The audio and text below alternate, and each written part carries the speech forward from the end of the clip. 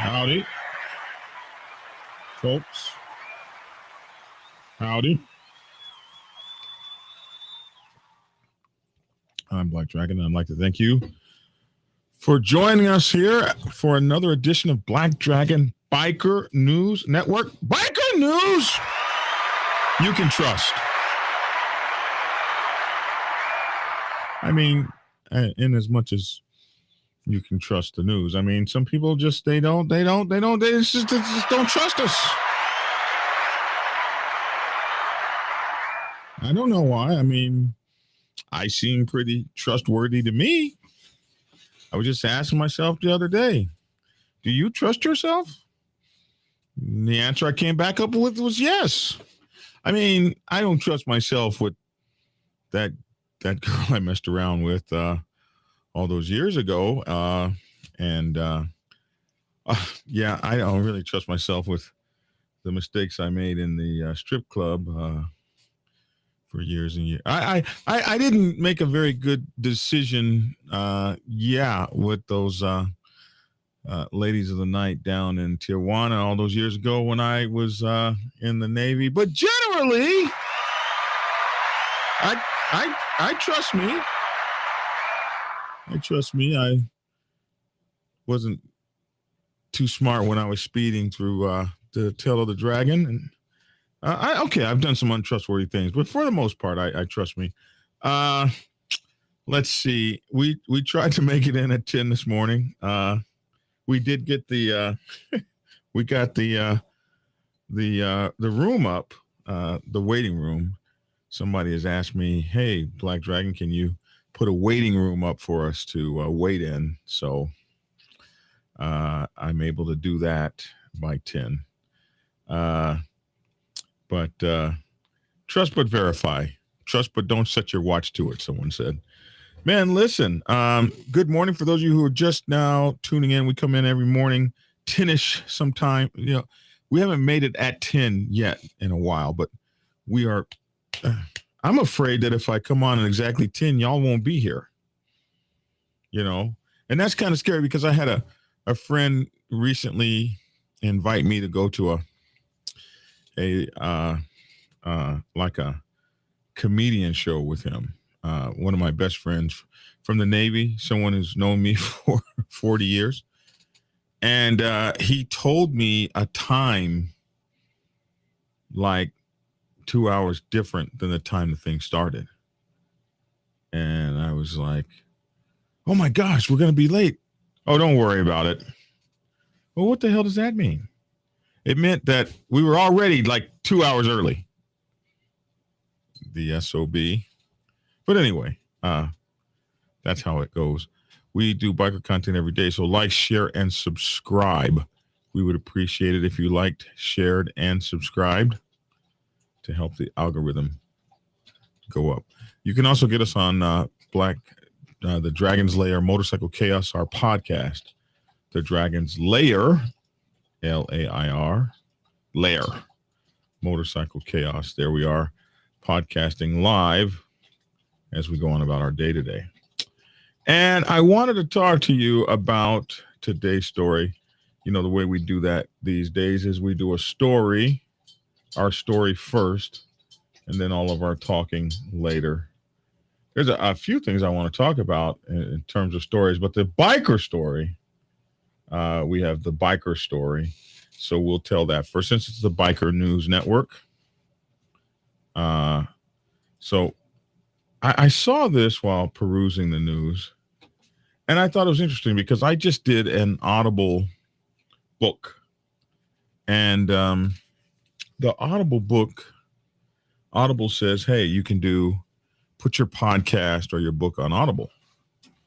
And I was like, podcast? I do a podcast.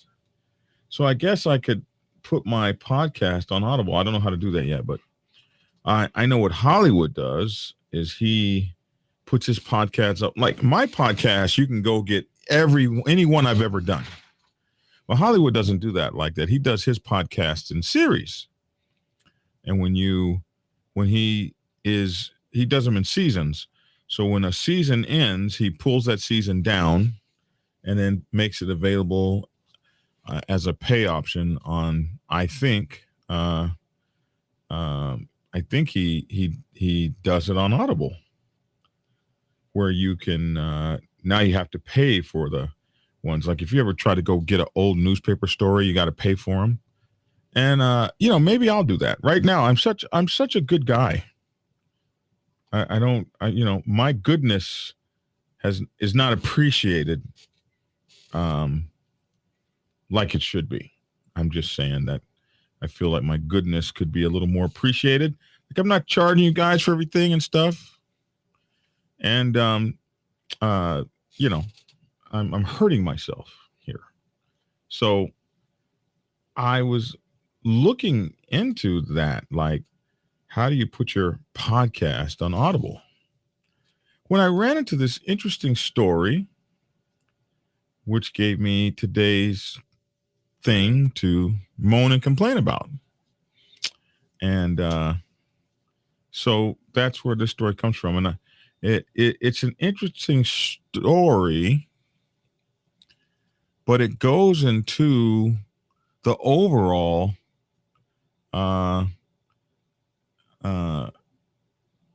it goes into an overall storyline that we see affecting us negatively. Let's see. Sorry, I caught one of your last shows where you spoke of the Hells Angels in Canada losing their clubhouse. I was trying, but couldn't bring up the Chingalings in the Bronx city the city had to build them a new building. Oh man, we need to look up that story that the city had to build the Chingalings a new building. I'll look at that story because that's interesting.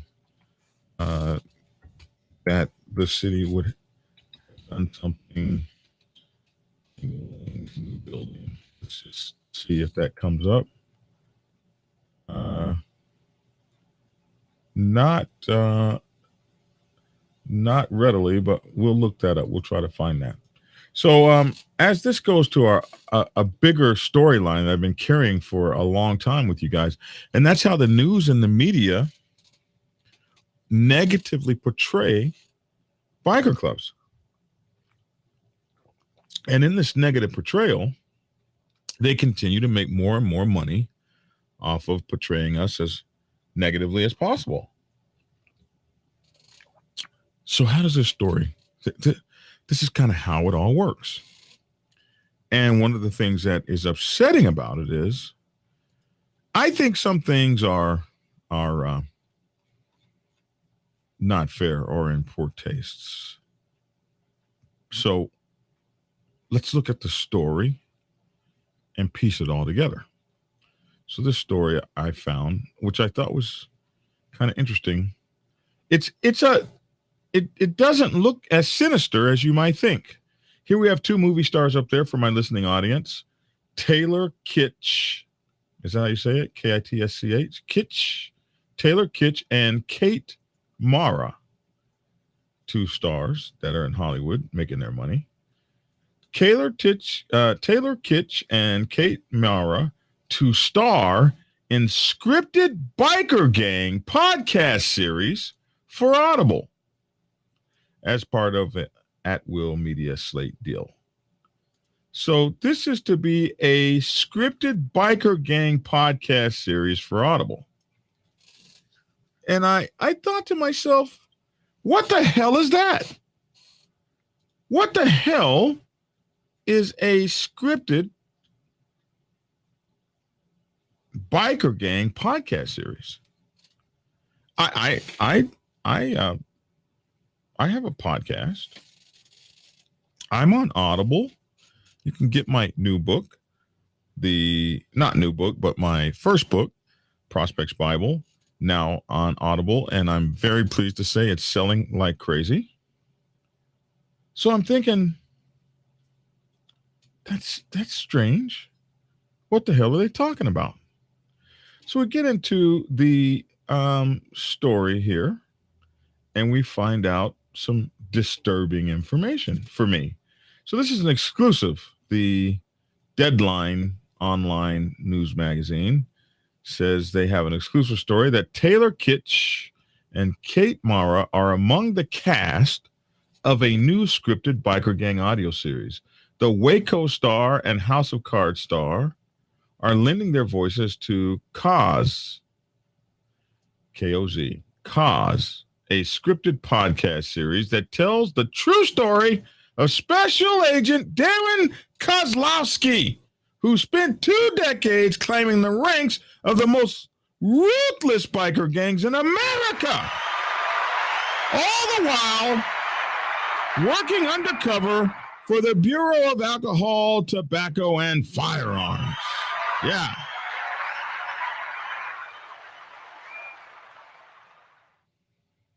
And this set my mind reeling. The series, which launches on September 15th, has been ordered by Audible as part of a multi-project slate deal with the podcast studio At Will Media. So Koz, which is the name of the play, uses a mix of interviews that from the real life Darren Kozlowski and dramatized reenactments. Xander Berkeley of The Walking Dead and Chris Diamantopoulos, I don't know how to say that name. Diamantopoulos. I hate messing up people's names. From the show Silicon Valley. Also star in the series, which is written by Rob Fresco, Ray Donovan, directed by Scott Ellis, the marvelous Mrs. Maisel, and executive producer by At Will Media's Will Monati, Kitsch, and Fresco. So it is the latest project between At Will Media, and it goes on to talk about the projects they have coming up. But it's just this little bitty 2 paragraphs here that lead me to want to figure out what the hell is going on. And first of all, who is Special Agent Darrin Kozlowski?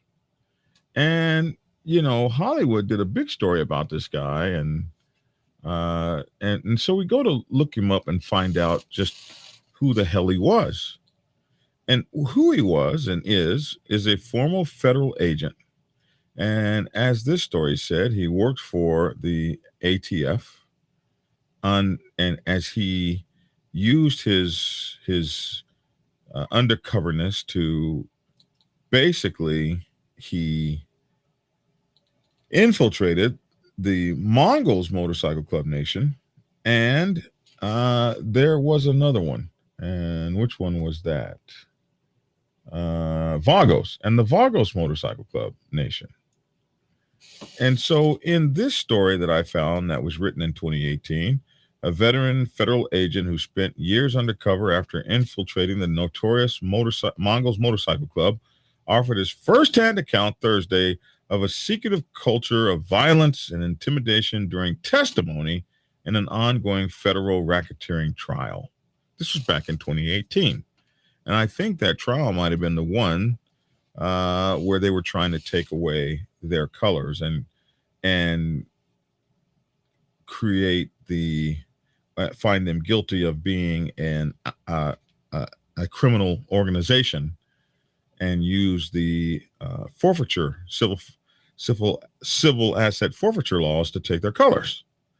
The 3 years that Darren Kozlowski and 3 other U.S. alcohol, tobacco, firearms, and explosive officers spent embedded in the Outlaw Motorcycle Club.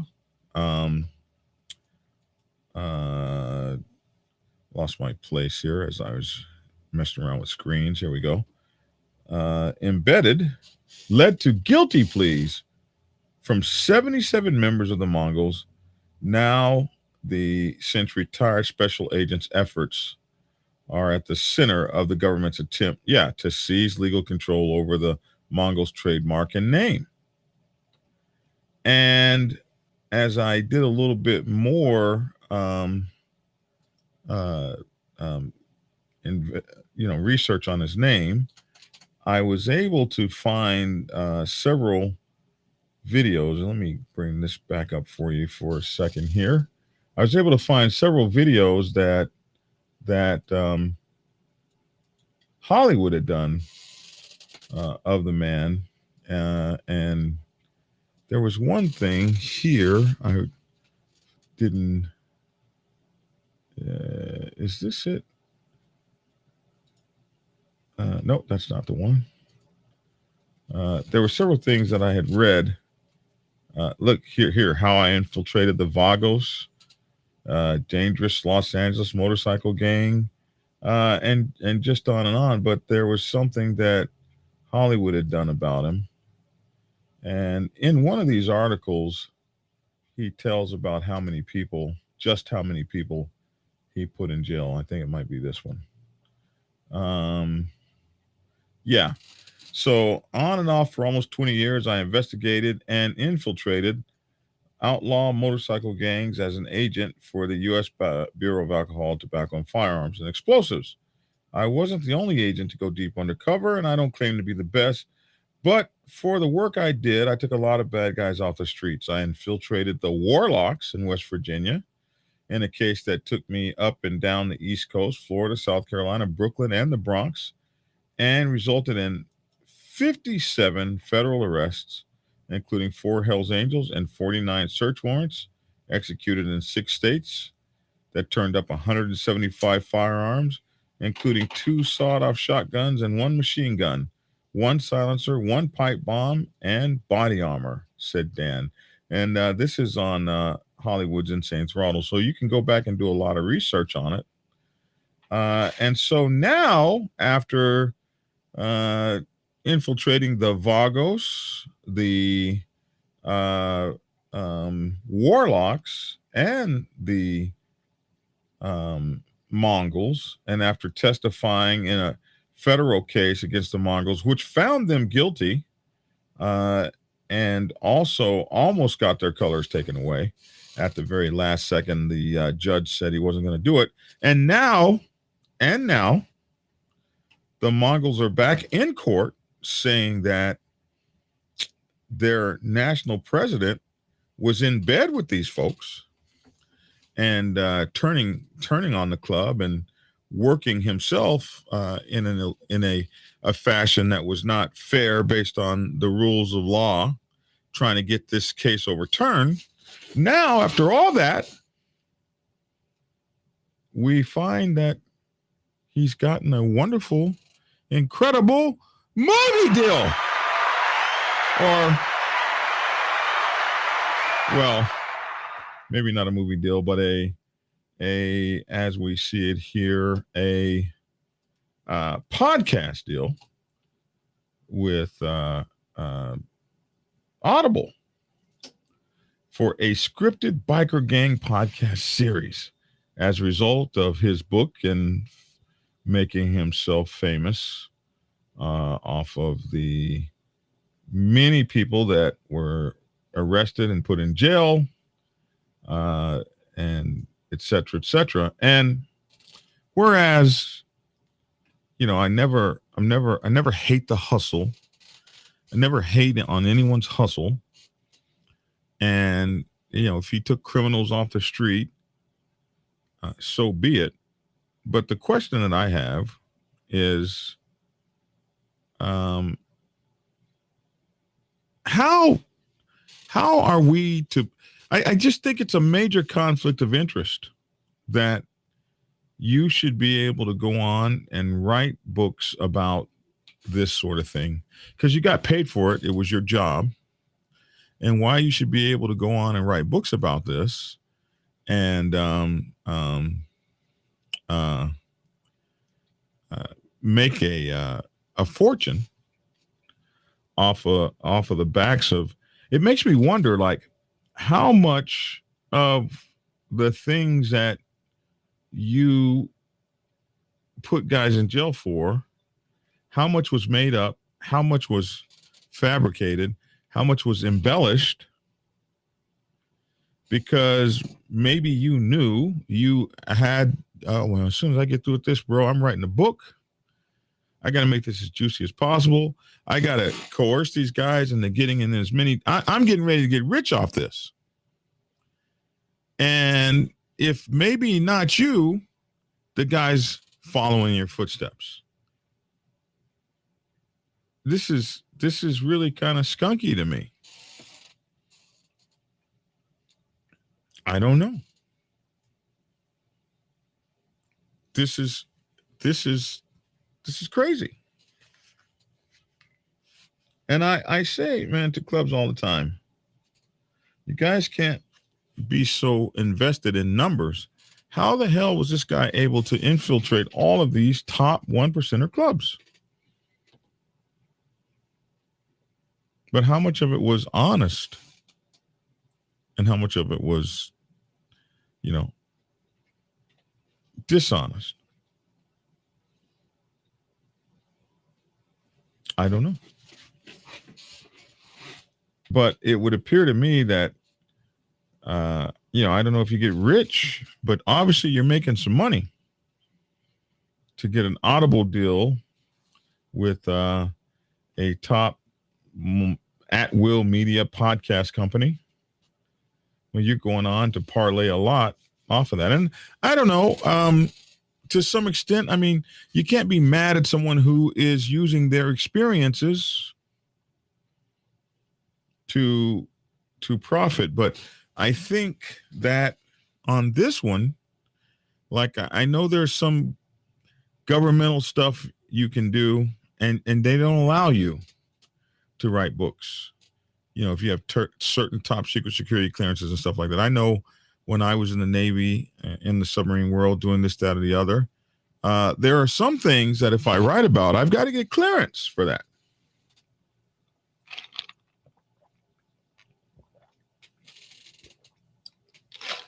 Especially my submarine life. Especially 20 years ago, when I had first gotten out of the military. Some of the things I talked about could have been ongoing live secrets. And so in certain positions that you're in, et cetera, you have to get clearance to write these books. I think I don't think that some of these things you should be given clearance to write. If you were in a trial and you had to testify, and it was part of your job to put these folks in jail, then it seems to me that to come back and then later start making money off that makes me, if I'm a juror and I'm sitting on the case and someone were to ask you, do you plan on writing a book about this and making money on it? I'd be jaundiced in whether or not I wanted to believe anything you had to say. So the wider story is, even wider than that, is that these are the things that go to make the reputations of the MCs horrible. This scripted biker gang podcast series, man, I can only imagine. And you're going to have all these actors acting it out, and Oh my goodness. Have you ever read any of those biker club romance stories? They're just horrible.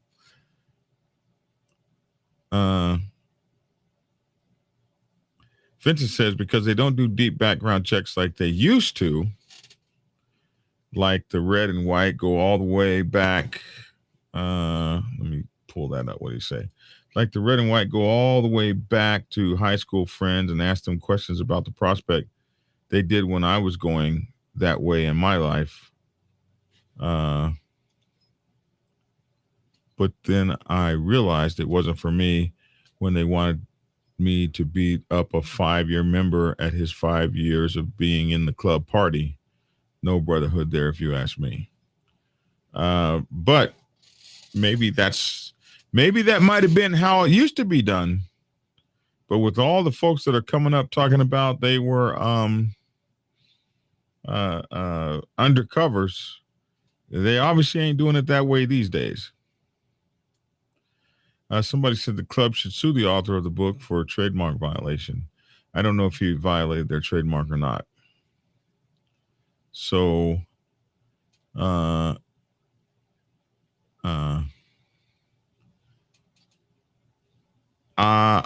think it's kind of crazy, y'all. I think it's kind of crazy. So that's my story this morning on that. And I would say, I would tell you guys, don't support that. Whatever you do, don't. But this is that kind of podcast is not made for us. We'll never watch that or listen to that because we live the life. That's the kind of podcast that people that aren't in the life will just be enamored of. Oh my God, you should see what goes on in those biker gangs. I listen to the podcast. Crazy. Frost says this is another example of the corruption that the government loves to flash into everyone's faces to show that they can make money off of everyone's downfall. I mean, when you think about it, this guy as a cop was a representative of the government. And it just seems that kind of nasty that the government can prosecute you and then turn around and write a book on it. It just calls into question if you knew that you were going to make money on it and get rich on it. How much stuff did you fabricate for your own? I don't know. It seems to me to be a conflict of interest. But hey, who am I?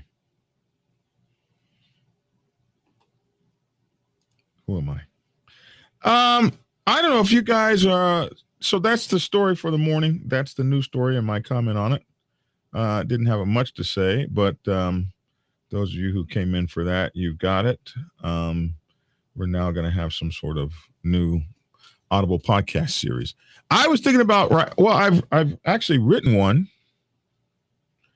And I guess maybe I should get some actors.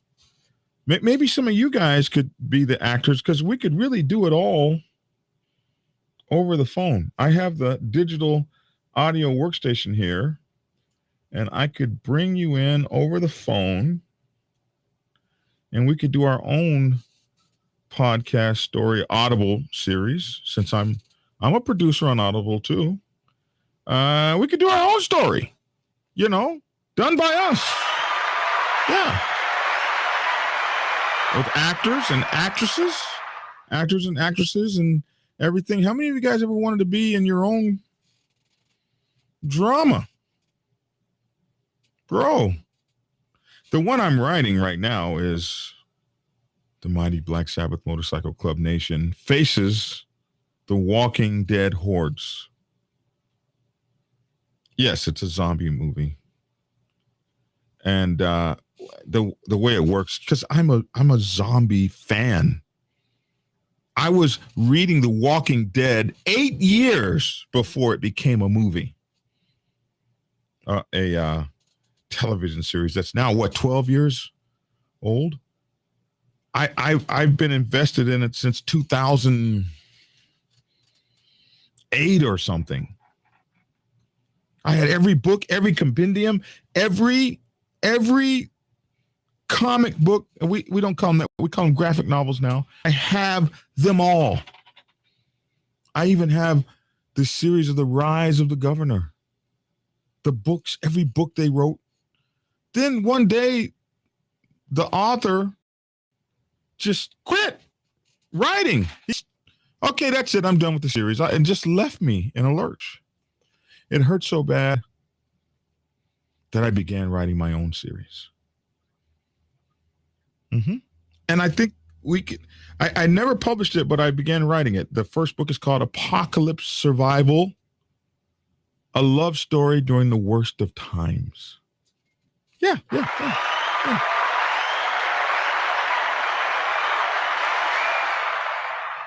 And the way it is the way the story goes is you have these motorcycle club chapters of my motorcycle club all over the country. And somewhere in the middle of the country, I wrestled away some of the club's money, and I was able to buy us a compound. And on that compound, I've stocked it with medical supplies, food, and everything. After watching the debacle of Hurricane Katrina, I realized that the motorcycle club needed to have a place where we could all bug out to. And so I decided to get the club's permission to buy this compound. But after I was spending so much money, the club said, no, you can't have that anymore. So I figured out a way to go underground and get the money. And I got this huge compound for us.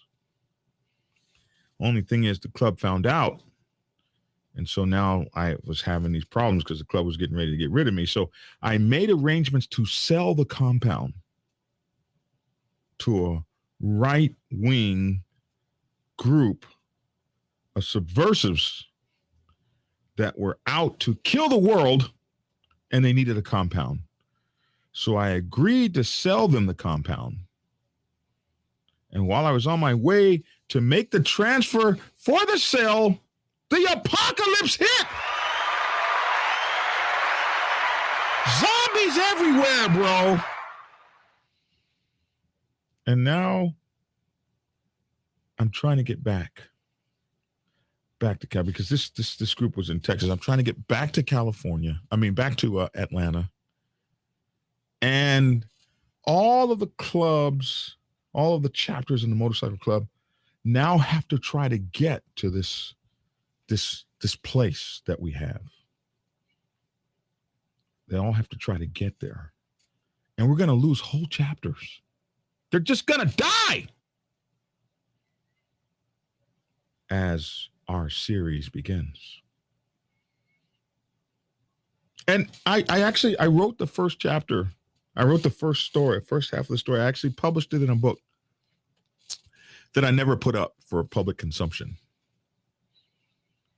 But hell, if they're going to be doing their scripted series, we can do ours. You, my viewers, could be actual cast members. We could do it all from the phone, all into the digital thing. We could act it out and publish it on Audible. Bro.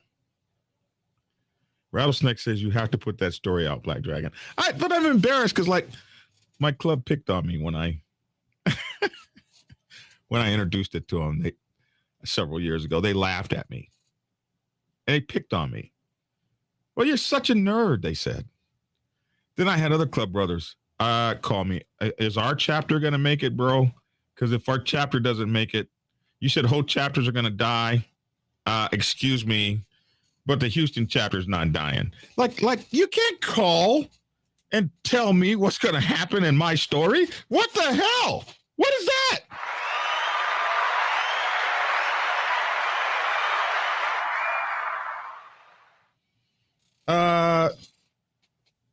But yeah, I kind of, writers, we're weird because if too many people like laugh at our story before we put it out, it ain't coming. It's like, oh man, that was dumb. Don't do that.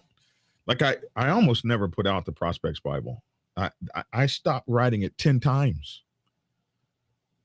was like, nobody's going to read this. This is stupid. Do curse words get edited out? Oh, no. No, because we actually, yeah, it's an adult novel. So, yeah, there's cursing and stuff in it.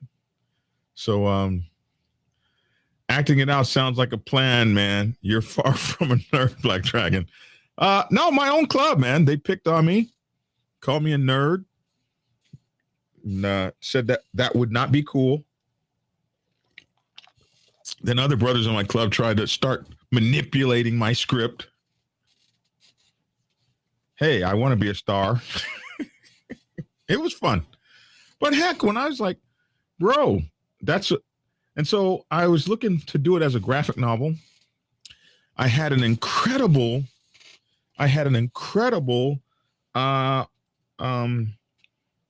artist.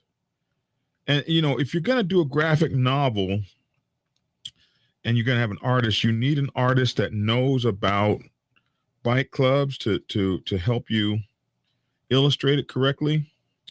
And this artist was so cool.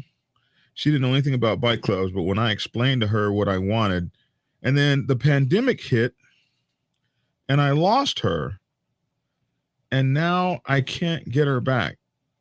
Her phone number and everything. She doesn't answer my calls. I don't know whatever happened to her, but the initial storyline I was working on with her was so freaking cool. You guys don't think I actually did it, but there you go. You see that? That was the first night on the park bench. So this one over here is me laying on the park bench with my Boken by my side. And then I look at my watch and I'm like, oh, why am I being awakened at such and such time in the morning? And that's me getting awakened. And then there's one of the zombies in the bushes. See it. And then that's my victory right there as they come walking up on me. Now, this was another artist I had. And so I had two artists working on it. And this was a picture. I was on I-20. And I'm looking at my watch when the zombies, it's 12 o'clock in the morning. I'm looking at my watch, wondering why I'm being awakened at 12 in the morning. And then this is when the zombies attack. It was pretty cool, man. And then that's when the apocalypse hit, bro. That's when the apocalypse hit. That we had a real apocalypse, right? That's when the what do you call it? The pandemic hit, and I lost it all. I never finished it, but oh my goodness, man, where's that book that I published? I actually published it, the first story, the first iteration of it. I published it, and I never published the book, but I do have it. Maybe I'll read it to you guys. You tell me what you think. But now that hell, and then I was trying to look for, I wanted to do it as the graphic novel and then, get some actors to do it.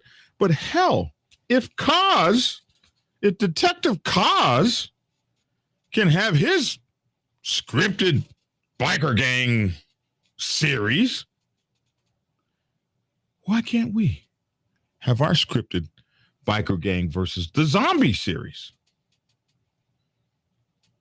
I need some chick voices. Need some chicks, some women, folks. Need some hardcover dudes.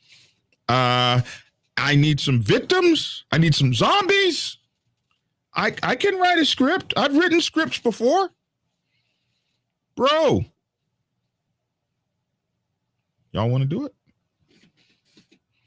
We could do one chapter anyway. Hit me up at Black Dragon at blacksabbathmc.com. If you're interested.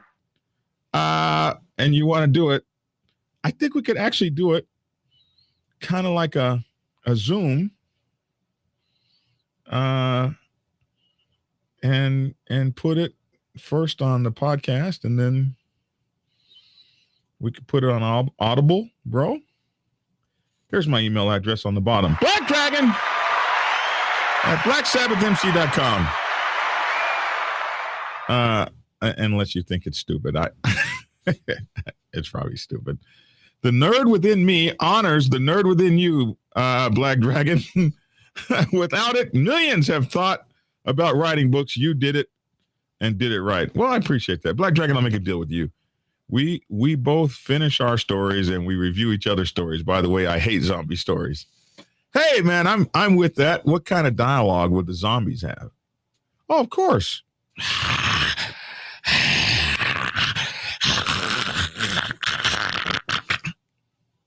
What else do zombies say? That'd be freaking awesome. Black Dragon, love The Walking Dead. I am a Walking Dead freak. Mike Ball, you'll be a producer like me. Well, we want everybody in the story too. He can say some stuff. Read it to us, just a small piece of it. You know what? Okay, this is what I got to do. I think it's behind my screen. Let me go to a commercial and I'll read a piece of it to you. I don't know. I feel kind of, I feel stupid. All right. Hold on. I'll be right back. And of course, you guys know I love these rings. My sister accused me of having demonic rings. How you gonna accuse me? She told me she was terrified of my rings, and she said each ring was more demonic than the one that I would previously put on. Each one was more terrifying than the previous one, and I don't understand how she could say that about my rings. My rings are cool, You gotta have some cool rings if you're, these are my rings, man. So if you like rings, like I like rings, biker rings, you can go here to Gothic Rings, gthic.com. Just like with the soap company, if you use your discount code of Black Dragon, you get you a very cool discount, 20% in this case. I like the Medusa ring, man. They got some very cool rings here. They got Masonic rings, So use these folks. They're pewter and all kind of stuff, silver, actual silver in these rings, and they've got stainless steel rings. Man, their rings are the bomb. I like them. I wear them. So get you some. Get you some, man. Get you some.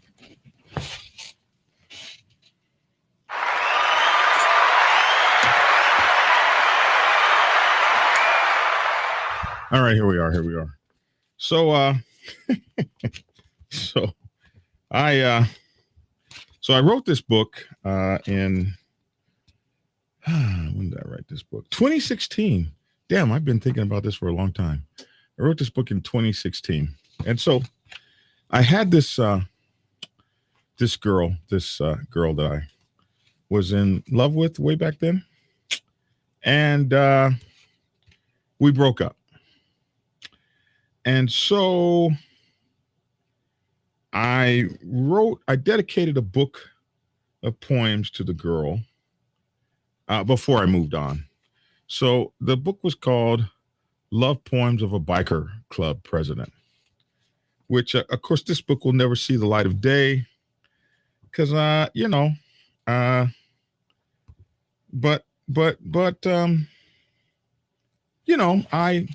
this was my first illustration book of poems. I mean, I can write poems. I wrote poems and stuff. So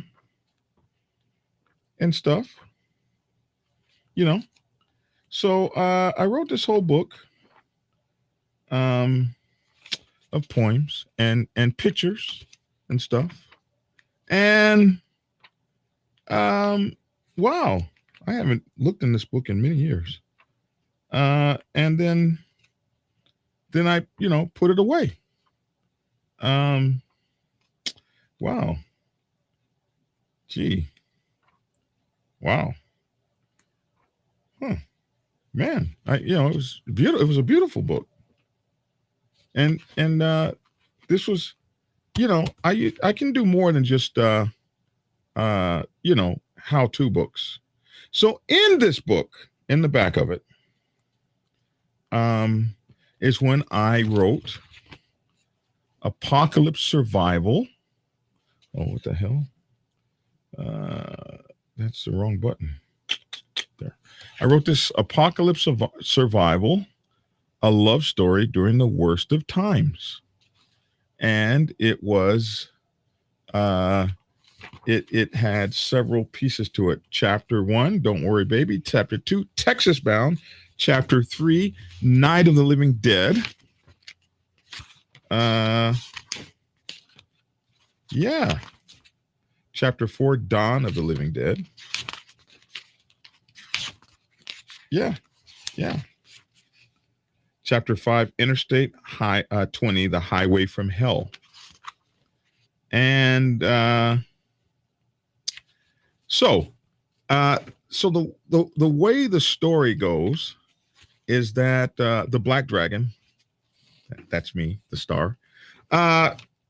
So I had screwed up with the motorcycle club. The motorcycle club had given me permission to buy this place.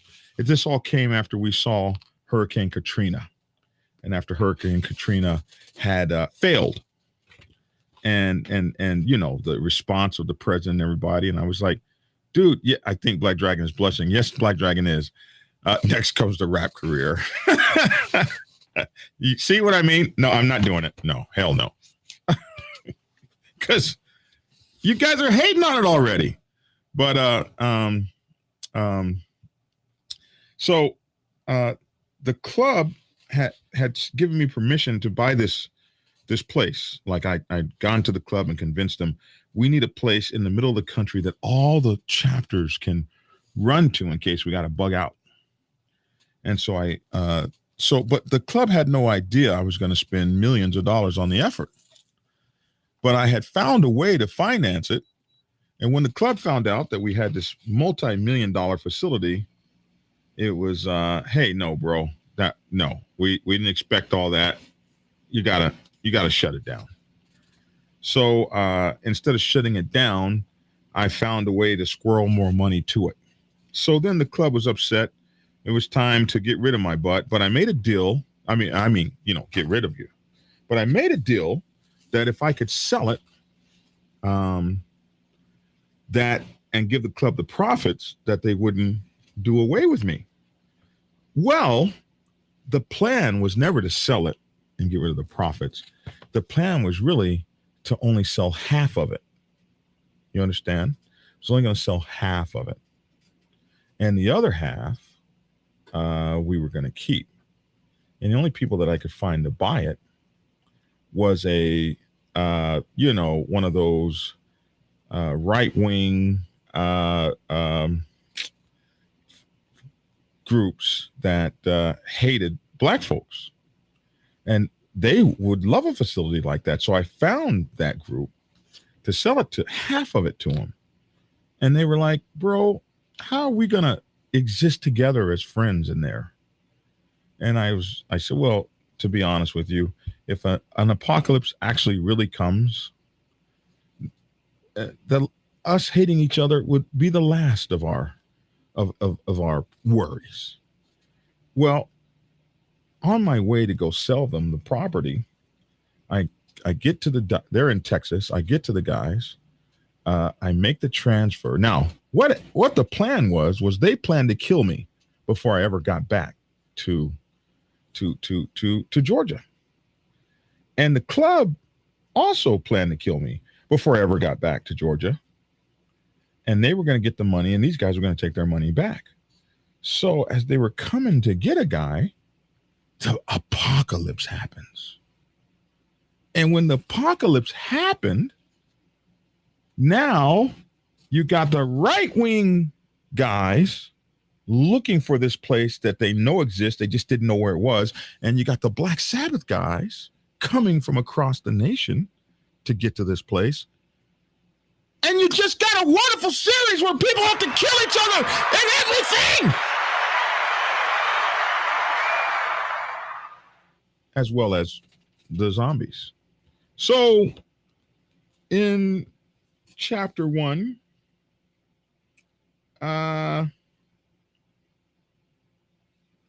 chapter 2, chapter 3, I don't know, where should I start reading? Should I start reading at the point where the zombies attack him? So on the way there, the Black Dragon is on his way to Dallas, and he pulls over to go to sleep at a rest stop. And yeah, when he pulls over, he goes to sleep in a rest stop on a park bench there at the rest stop. Oh no, actually on a picnic table.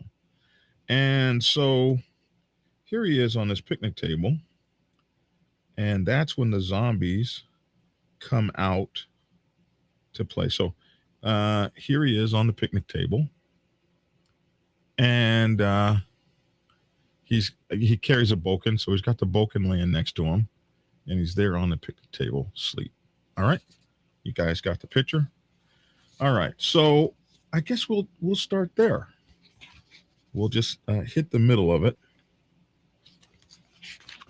Let's see if you guys, I'm really kind of embarrassed about reading this. I'm just honest.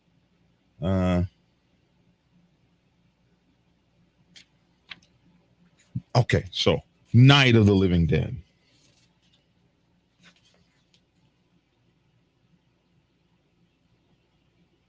All right, we'll get into it.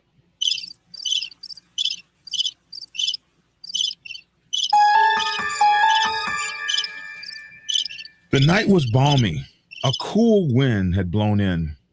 John was startled awake. That's my real name for those of you who don't know. John was startled awake by an odd sound. I must have overslept. He glanced down at the Movado watch Nashira bought him for Christmas. Dang, there's no light on this thing. He reached for his phone. That's strange. No service.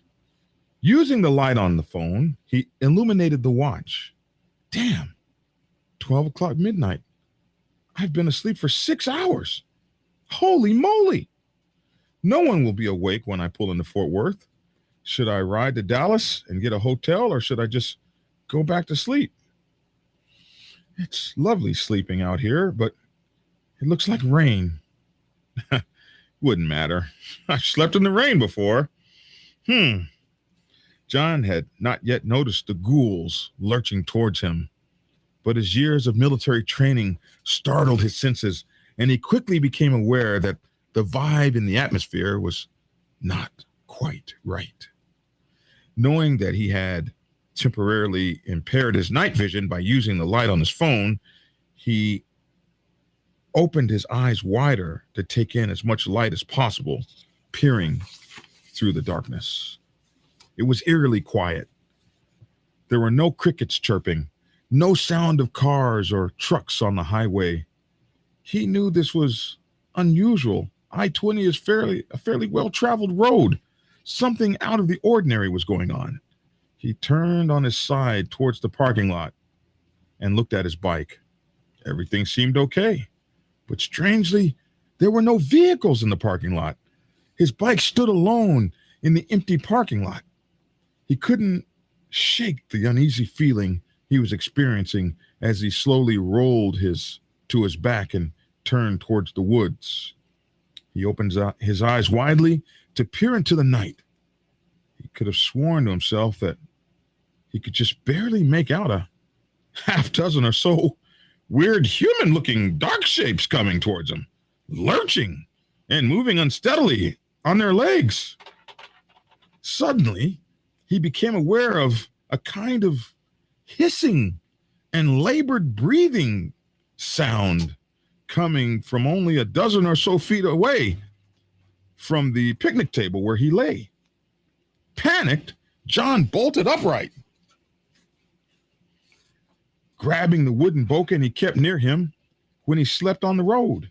The bokken is a practiced samurai sword made out of solid white ash wood. John carried it for stray dogs and coyotes that would sometimes happen upon him when he slept along the side of the road while traveling cross country. John had a policy. If the animal was good-natured, he'd pet it and feed it. But if the animal was bad-natured, he'd crush its skull before it could bite him. He had always had good luck, however, and wound up feeding the stray animals, never once having to kill one. Still, the bokken was always nearby when he slept, while his .45 caliber pistol was always in its holster on his side. Swinging his feet over the table to get to his feet, John inadvertently turned his back on the hulking figures that were nearly on top of him at the picnic table. "Holy Jesus!" he screamed. "What the F are you guys doing? And what do you want?" But there was no answer. The hulking ghouls were now in a semicircle surrounding him. They had progressed out of the shadows and onto the picnic table. "Great Scott!" John screamed. He could now see the faces of the undead staring at him. Blank faces, empty eyes, teeth gnawing and snapping in the air.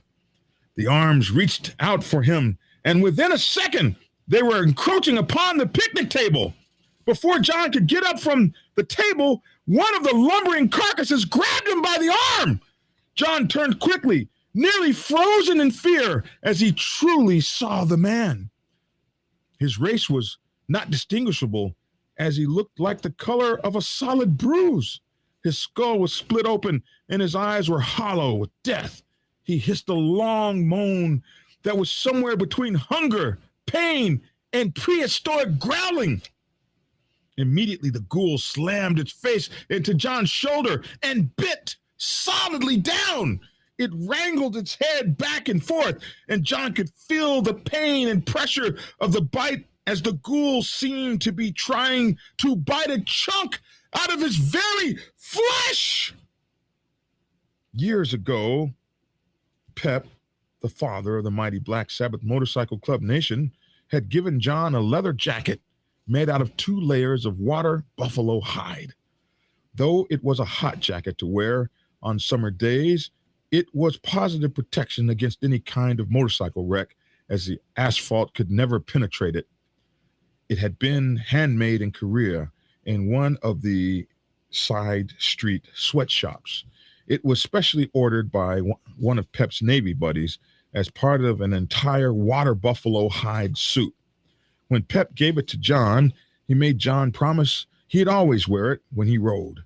Though John didn't always keep that promise, little did he know that tonight would be one of the luckiest nights of one of his luckiest nights on earth, because wearing Pep's gift saved his life. Even if he didn't know it yet, he would soon enough. The monster tore at John's arm, nearly pulling him backwards off the table with his teeth. The buffalo hide jacket held true to its design and would not give an inch. It protected him the same as if he had been sliding half a mile down the concrete asphalt after wrecking his motorcycle. By now, another ghoul had John by his other arm and began pulling him in the opposite direction, seemingly trying to tear him limb from limb.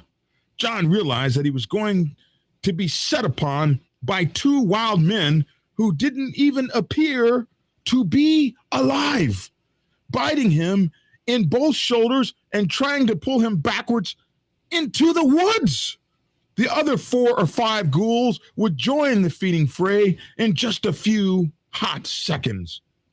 And John knew he didn't possess the strength to fight them all simultaneously. Frozen fear gave way to the fight or flight desire to survive, and John fought his way to his feet, brushing the ghouls off of him.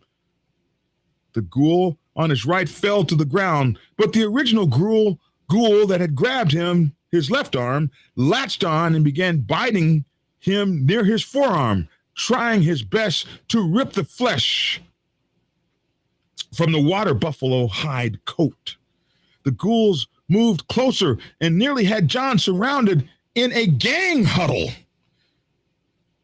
John didn't have the room or time to grab his pistol, so he reached down onto the picnic table and grabbed his bokken and let the bokken do his bidding.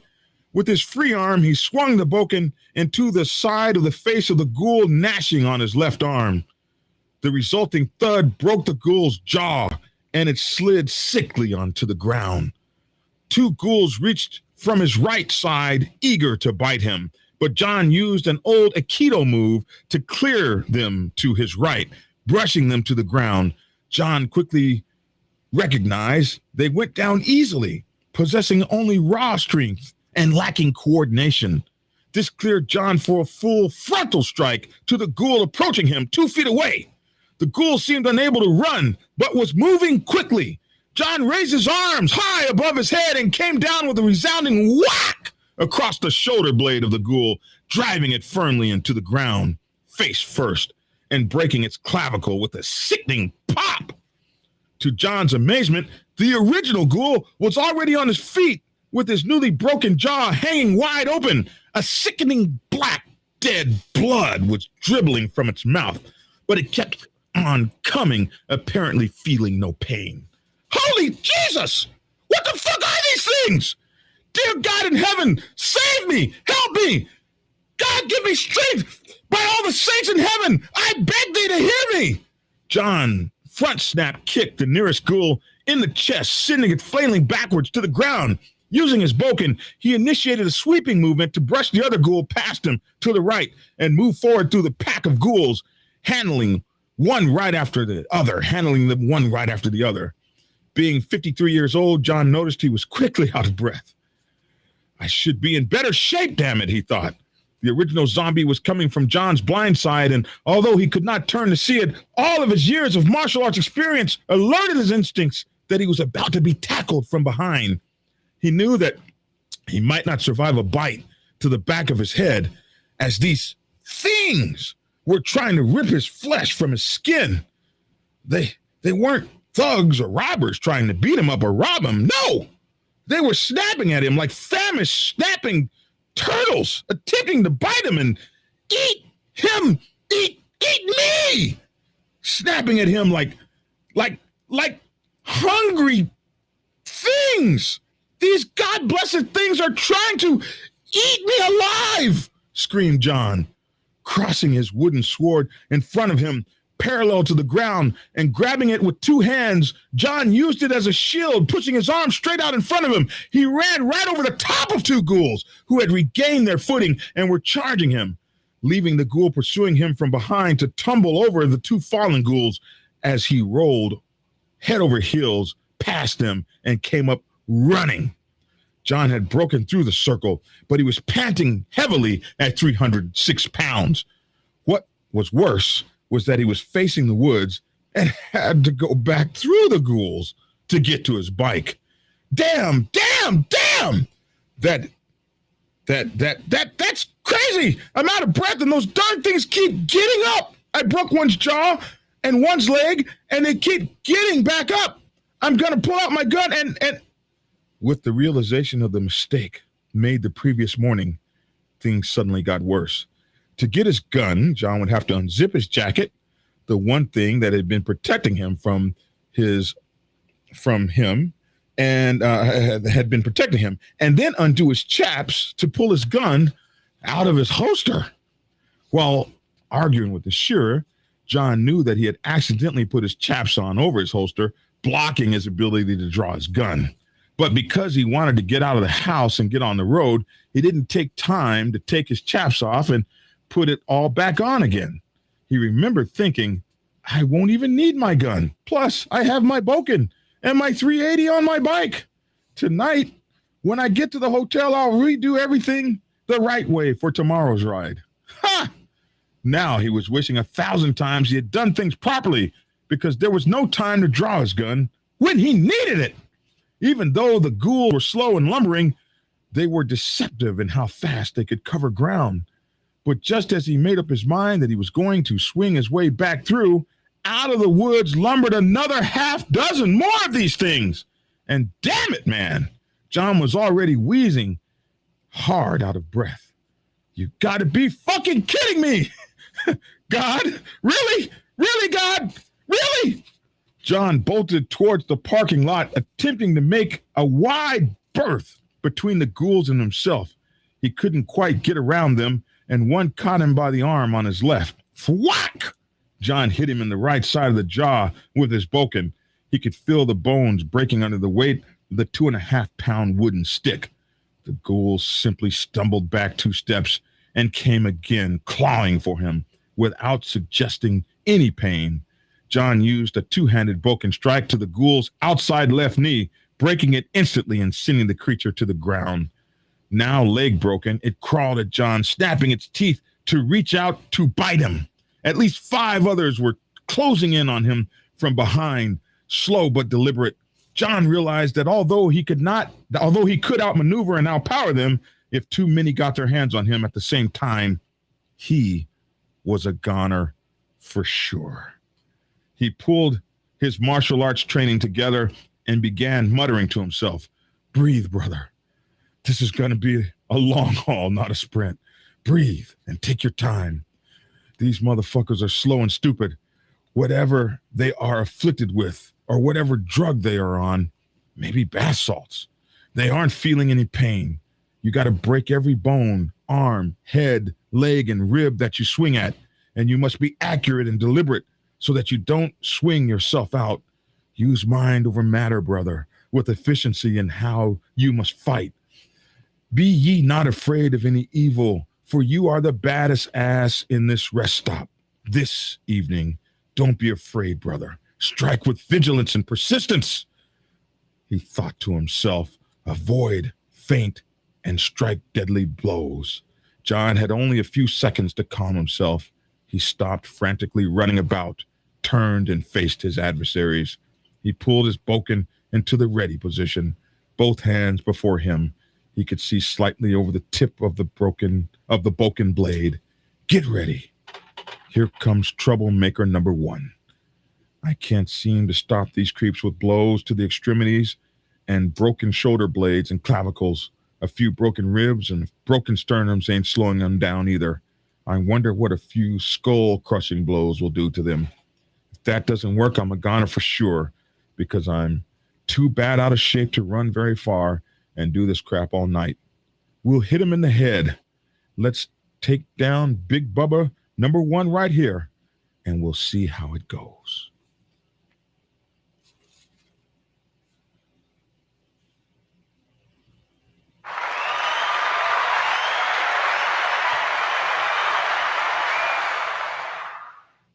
Well, what do you think? Oh my goodness. Let's see. See them bastards still doing it. We got to kill them to get to them. Oh boy. So, yeah. I say leaving in Great Scott. Damn. The heater.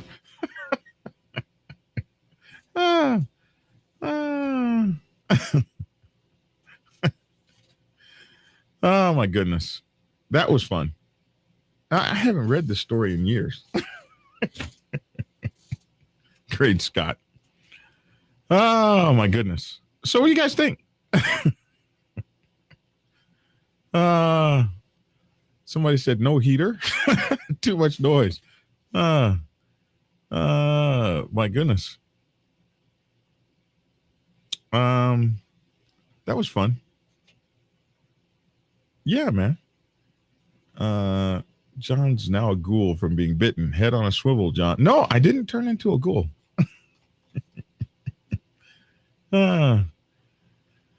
I want to read the rest. Don't laugh at yourself. It was great. Only thing I didn't like was Great Scott. That was from my old comic book days.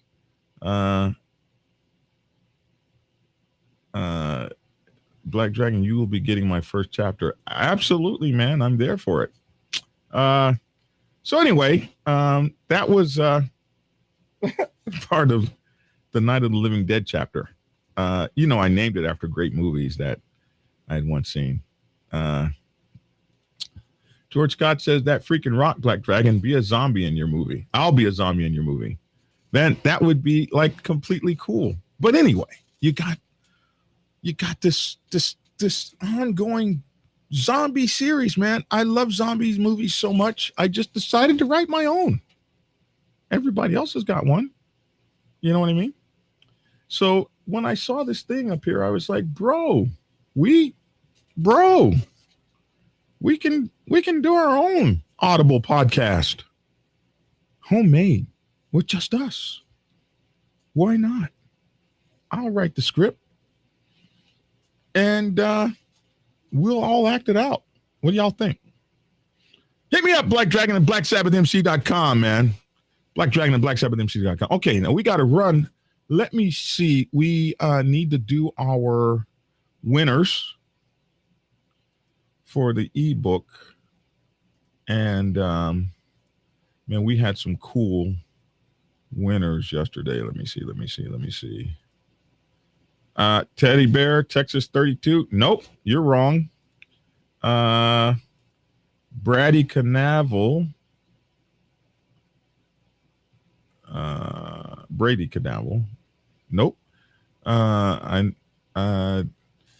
Gerard Madison got it wrong, but he got it back right when he asked, but you got it wrong the first time. Some people said Yonkers Motorcycle Club, New York, 1903. No, because they are the oldest club in the United States. They're not the oldest club in the world. So Jason Markey, nope, not you either. It's not the AMA. It's not the AOA, rather. Nope. Gerard, nope. Not the Yonkers MC. They are the oldest club in America. Let's see. Some of you guys got it right. It's a club out of Great Britain. I think they actually came in a year before the Yonkers Club. So for those of you who told me the Great Britain Club, and there's about 3 or 4 of you guys that did, you guys won the book. And I think all those answers came to me on, let's see.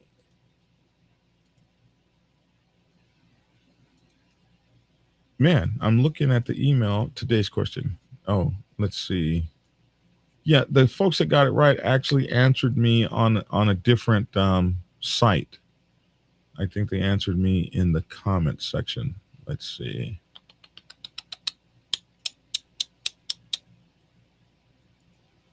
So let's see.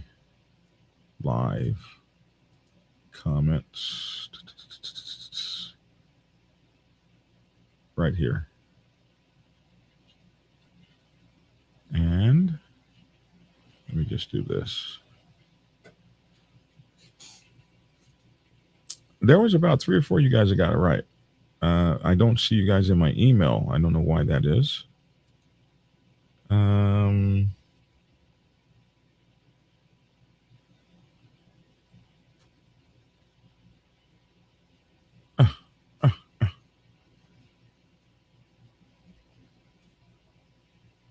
Where is it? The oldest club is in England, 1901. This is Kel in Canada. The oldest club is in England, 1901. Still going today. It's called the Motorcycle Club. The second is the New York Yonkers at 1903. I believe in Yonkers. So Kel in Canada, you won. Yeah. And there was a couple of others of you who answered me. And I will send you your books. I can't see you guys in my email for some reason. Maybe it's not because it's not. Maybe it's because I didn't refresh it. But I saw you guys last night. And you guys won too. So I think there were 3 winners. from yesterday. There was a lot of you guys that tried, just no cigar. Jared Madison, I appreciate you. Oh, no. Yeah. Teddy Bear 32. Nope. No. Huggy Bear. Nope. Trevor Drake. Oh, Trevor Drake won a couple days ago, and he has donated his book to a worthy prospect in the Black Sabbath Motorcycle Club Nation. So I'll be contacting them and let them know. Here it is, Yonkers Motorcycle Club, New York. Nope. Not Deuces Wild. You didn't get it right either. Nope. Goose, you didn't get it right either. Nope. Jessica McGuire, nope. You didn't get it right. Let's see. Did Chris Preston get it right? Oh, yeah. Chris has got a book coming. Okay. So those are the folks that got it right. Let me see. Am I missing something? The Chingalings were in the book Street Justice by Chuck Zito. If I remember correctly, he started out as a Chingaling in the Bronx. What's up, Black Dragon? Met your national VP in Houston. Oh, cool. I'm glad you got to meet my brother. Much love from the Family Man. Hey, Family Man, up there in the Royal Aces Motorcycle Club in San Diego. Good to see you, man.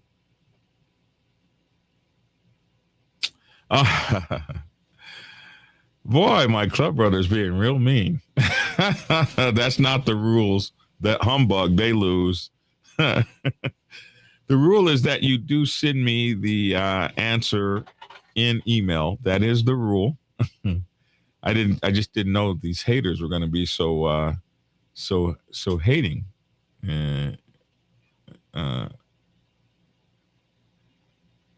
Let's see.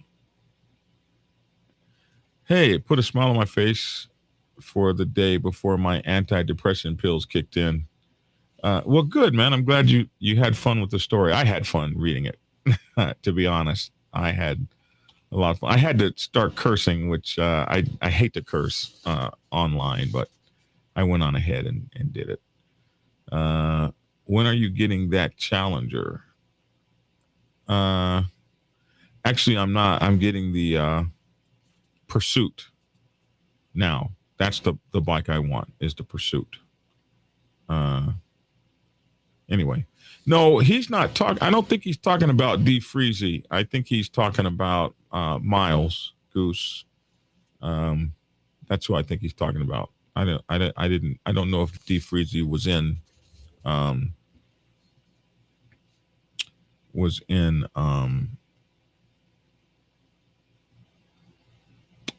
Houston. All right. Today's question for the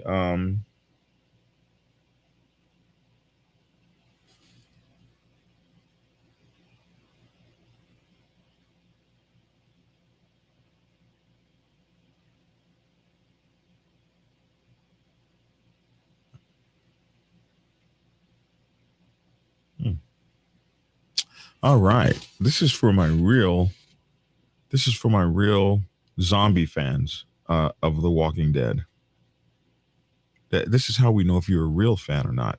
Now, here's the thing. If you want to win the book, The Prospects Bible, on Audible, you have to send your answer to blackdragon at blacksabbathmc.com. Blackdragon at blacksabbathmc.com. So here's the question. Negan killed two guys with his baseball bat that were part of part of Rick's group. Of the two guys that he killed,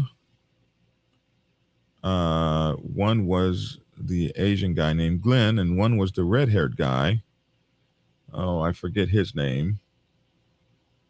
But of those two guys, he killed the Asian guy, Glenn, and he killed the red-haired guy. Red-haired guy in Walking Dead. What was his name? Yeah. Abraham. So he killed Abraham and he killed Glenn with the baseball bat. Of the two of those guys, which one was not in the original graphic novel series? Of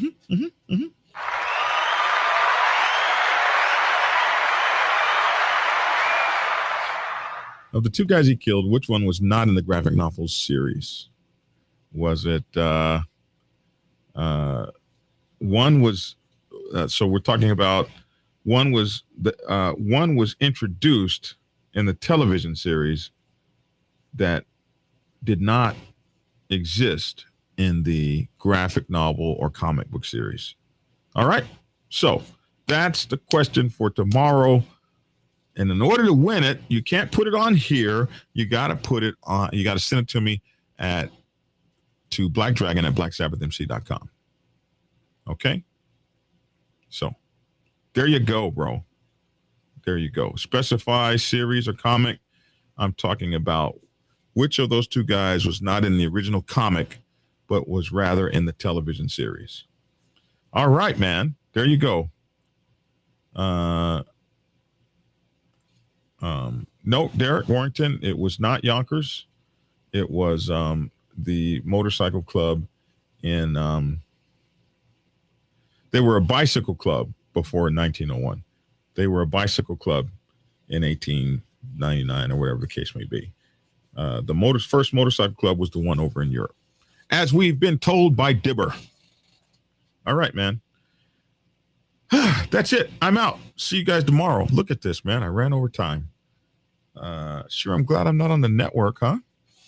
They'd have booted my butt by now. Let's treat each other like individual pieces of solid gold. I'm Black Dragon. That's my 2 cents. Love to hear your 2 cents in the comment section below. Thanks for tuning in and get skinny.